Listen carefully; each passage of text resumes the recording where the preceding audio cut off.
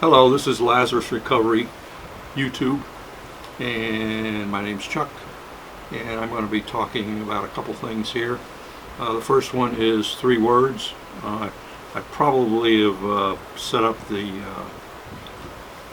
entry thing. I'll have to change the words, but I have 3 words for Proverbs 3. Trust, blessed, and upright. So I'm going to try to go through this. And this is just the way this whole thing rolls is I'm just introducing the concept of Proverbs as a spiritual recovery tool for people in recovery. So basically, trust, blessed, and upright are the words. And I'm going to try to go through them and give you a little bit of an example of how to study the Bible and use the Bible for the benefit of your recovery and a benefit of your understanding or relationship with the Lord. The first word is trust. And one of the things that I had to learn at the very beginning is I had to learn to trust God. And He proved Himself very faithful. If I tell the story, He proved His trustworthiness as I went about my business of getting sober. And trustworthy was something that He was. And the interesting thing about Him being trustworthy is He has amazing power to do it.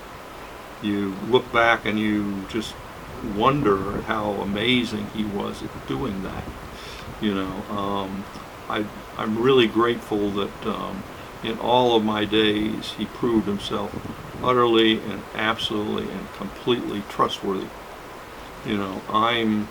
I'm just blessed. I got sober, and I was in a McDonald's parking lot, and I just come off. It was the night after my last drunk, and I'd just been dropped off by a lady I spent the night with, who I didn't know 24 hours before, and I haven't seen since. And I never really did that kind of thing. I was a sole drinker, but on that particular night I did do that. And I realized, the funny thing was, I realized that if I didn't have money, that I'd do something like that to get a drink. And that was my bottom. I was just like, I can't do this. I can't do this. It would probably go down to, I would do something for anybody, irrespective of anything. And it was just like, no, I can't do that. That's a bridge too far for me. And so I said, sweet Jesus, help me. Sweet Jesus, help me. And it was a groan. It wasn't I hadn't prayed in 15 years or so, since I was a kid, in a Christian, in a sort of like a mainline summer camp that my dad ran. I hadn't really prayed, didn't pray, except in a journal before I went to college. I wrote stuff down, and it worked, but I hadn't prayed, and that was the interesting thing about that was, I prayed, and I haven't had a drink since. Well, when that happens, that builds trust, and that trust was something I learned to depend on. I went to AA, came home, went to AA, and they said, ask for help. Turn your will and your life over the care of God as you understand Him. Cain will leave the power greater and stuff that restores to sanity. Those were the elemental spiritual building blocks that I built on. And lo and behold, in the Bible it says, we can trust God. He is trustworthy. If we bring our needs to Him, He's faithful and just to answer our prayers. And I found that out as I went. I asked God for help to stay sober, and I stayed sober. I started reading the Bible and wandering around a bit, And I finally asked God to show me, look at Lord, show me the best you got. And within 2 or 3 weeks, I chased a girl into a prayer meeting and inevitably got saved in the process and baptized in the Holy Ghost. Well, he answered that prayer. He gave me his very best. And I look at that and I say, that's trustworthy. Did it go smooth from there? No, obviously not. Life is not smooth. I thought that the promise for Christians was that it was going to be easy going. It was going to be all great. It was a days of the prosperity gospel. If you follow simple religious rules of varying beliefs, you would be prosperous. You get the perfect wife, the perfect kids, the perfect house, the perfect situation, the perfect wisdom. As long as you put the right bumper sticker on your car and stuff like that, it would all be cool. It would all be just marvelous. It didn't work that way. But I found out that he was trustworthy. In the important stuff, he was trustworthy. Did he challenge me? Did he test me? Did he bring me through difficult stuff? Yes. But when I got into situations where it was obvious that my faith and my everything was under test, he was there in miraculous ways. Bad things happened. Bad, tough, hurt things happened. The girl I chased into the prayer meeting basically told me she'd slept with somebody else the night before, and that was crushing to me. I was ignorant and foolish, and inevitably I wasn't the flavor she wanted. She tried to remake me in what she wanted, but she didn't. I was not a rodeo rider, obviously. I'm not a rodeo rider. I don't look like a rodeo rider. And she actually found a rodeo rider to marry. She was a crazy sweetheart. I mean, she was her soul was sweet, but she was crazy as a loon and broken, crazy person, but sweet. I'd take sweet. Later on, I didn't.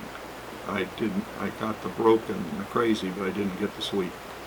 But that was the thing. I learned to trust God. Does it work out right all the time? No. Blessed. I was blessed. I could have. So many things could have gone so wrong, and they didn't go so wrong. I found an excellent church. We're still looking for that church. Everybody I know that went to that church, since it changed, have been searching around for that church. And I've talked to people. It's what I'm 40 years sober. I was, 3 or 4 years sober when I went there. I was there 18 years. I'm 44 years sober, so we're talking 20 years out from that church. And I've met people, in the CR I go to, there's a lady that came from that church, about my a little younger than me, grew up in that church, and everybody I know says, I'm searching for that church. But the times have changed. But that church was blessed. During a period of time, that church was blessed. The anointing was wonderful. The altar services were wonderful. It kept me sober. It got me through stuff. It was marvelous. I was blessed by the church that the Lord brought me into. Was I blessed by the marriage that I found there? Not necessarily. But I was blessed by the kids that came from that marriage. I was blessed. Is it rough? Is Christian life rough? Yes. Is it opposed? Yes. Is it difficult? Yes. But it's blessed. Blessed by God. Blessed by His presence. Blessed by amazing things that never would have happened. I have to say, that my life was blessed. And that's what I want you to remember here. Is it perfect? No. But with Jesus, life is blessed. Not blessed the way they say, not with money and not with material stuff, but there are blessings, His blessings, that can't be bought with money, that can't be bought with circumstances. It's blessed. And then the third word is upright. Now what in the world is upright? I wasn't upright when I drank. I was mostly face down. What I was not, in a strange sort of way, I didn't dive into the gutter. I just drank myself. I wasn't dignified. I found myself being ridiculed by people. I was a drunk, just a sloppy, handicapped drunk. Did I get into amazingly gross things? No. Stupid, silly, ridiculous, embarrassing, yes. But I didn't dive into the pit of horrible things. Did it go well? In some ways. But when I came out, life, I wasn't a low bottom. I wasn't mean and rotten. I didn't hurt people. I hurt myself, but I didn't hurt people. I didn't do as well as I should have done in the Navy. I really wasn't much of a person, but I wasn't evil, and I didn't mangle people. I just squandered life. When I got sober, I think the thing I wanted to do was I wanted to be sober and be able to say, I'm sober, I'm clean, I'm not wasting my life. I got a job, I went to meetings, I got a job, I held a job, I did a job, I worked hard. For 2 years I really wasn't a Christian as such. I just went to meetings, I did the thing, I did what they said. Back then I didn't say it, but it was the same thing. Do the next right thing. That's more modern, but it was basically, I wanted to live a better life. Upright. I wanted to be upright. I didn't want to be a sleazebag. And I think that people in recovery, come out of very difficult situations. Maybe they have a whole bunch of inventory that just is so abominable to look at. And I think that all of us, when I became a Christian, I think that the real desire would be to feel I actually was upright. I was living a decent, upright life. I wasn't a sleazebag. I wasn't cutting corners and screwing people over. I was living a upright life. And I think that if you're in recovery, I think that's, if you're willing to admit it, you're really hungry for the feeling in your heart that you're living an upright life. So those are the three words. And I think that if you turn your will and your life over to the care of God, particularly if you turn your will and your life over to the care of Jesus, you're going to find out you can trust this higher power. You can trust who He is, and that there will be blessings. That it's not going to be perfect, but there are going to be blessings. You're going to be able to look through the fabric of your life and start to see blessings. The longer you stay clean and straight, the closer you get to God, you're going to start to see blessings. In other words, relationships are going to start to work instead of be terrible. You're going to start to see changes that you can feel good about. You are going to be blessed with changes. You're going to be blessed with relationships. You're going to be blessed financially. In other words, you can hold a job. You can be respected. And that's upright. You're going to find that you are more upright. That people are going to say about you, yeah, Chuck is upright. His word is his bond. He does what he says. He does the job. He fixes the gear. He keeps the gear working. He does all these things. He shows up. and he does the thing, and the stuff works. Is he a ditz and crazy and nuts? Yeah, we get that, but he tries. You can trust that he's going to try, and you're going to trust that good things follow him, because he asks for help. He does what he needs to do. Is he perfect? No, but is his direction in a positive direction? Is his character upright? Do you have to worry about him screwing you over? He might step on your toes, but he's not going to purposely maneuver to screw you over. He's upright. And that's what, for recovery, I think we hunger for that.